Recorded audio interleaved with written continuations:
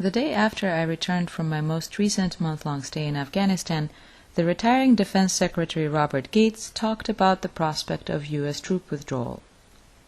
One of his arguments for keeping combat units in place as long as possible was that the United States needs to preserve the security gains that officials in Washington say have occurred in Afghanistan in recent months. But during my journey through northern Afghanistan's provinces of Balkh, Jawzjan, and Faryab, I saw no security gains. What I saw suggested that security in the north is going south.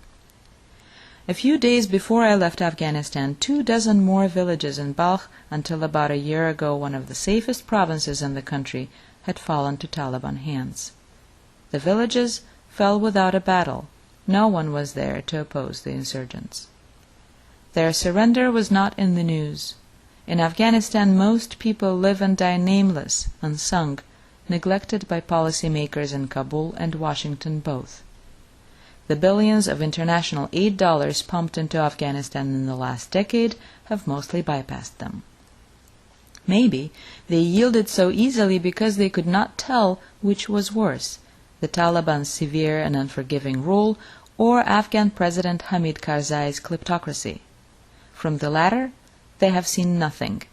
They still toil in their fields much like their forefathers have done since the beginning of recorded history, with homemade wooden tools, barefoot, and with no access to health care, decent roads, electricity, or clean water. Their patience has run low with a decade's worth of promises of stability and prosperity that have failed to deliver even the most basic services to much of the country.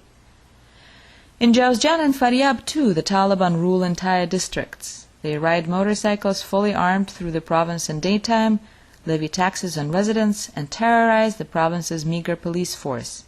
Insurgents have launched at least one daily attack on government forces here since May 1st. A district police chief in Jawzjan told me that he had so few officers under his command that they could not even secure the highway on which I had come to interview him. He asked me to give him a call when I arrived in Balkh, where I was staying, to let him know that I had made it home alive. I bid farewell to many of my friends in Balkh by phone. Visiting them in person for a goodbye lunch of palau was simply not safe anymore, they told me.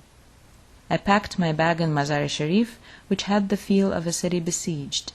I listened to the whistles of night watchmen who will never protect the neighborhoods from insurgents armed with rocket-propelled grenade launchers and assault rifles. I visited the Blue Mosque, the gorgeous 15th-century shrine that dominates the city's low sprawl. Every day things are getting worse, an imam at the mosque told me.